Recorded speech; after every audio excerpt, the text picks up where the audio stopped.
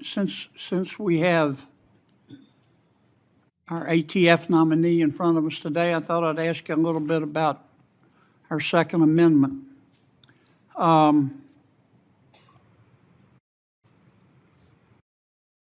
want to buy a bazooka, and I found a good deal on one in Europe.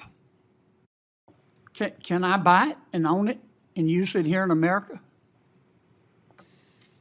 Senator, I believe that falls under prohibitions in the National Firearms Act, but let me speak more generally, because I think that's right, but let me speak more generally to the Second Amendment question, which I believe is what you're getting at. There is a fundamental right enshrined in the Second Amendment to keep and bear arms. Right. And the Supreme Court has said in Heller, written by Justice Scalia, that that is a personal right. It's not a right that is tied to being in a militia. It is a personal right that includes for defense. The Supreme Court has since elaborated on that doctrine, including in Bruin and most recently in Rahimi.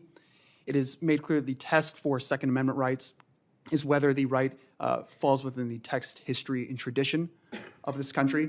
And so I would need to look specifically at whether a bazooka or a weapon analogous to it would fall under the protection of the Second Amendment using that test, if I were so lucky as to be confirmed. Well, under Heller and Bruin, do I have unfettered discretion to own any kind of firearm that I want to? There are certain exceptions that are listed within the decision in Heller. And for example, machine guns fall under the National Firearms Act.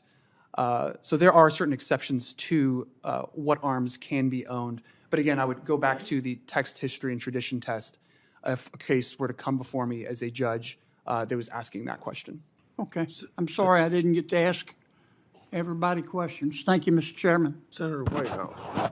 Thank you, Chairman. Mr. Sakata, welcome. Thanks for coming to my office to talk about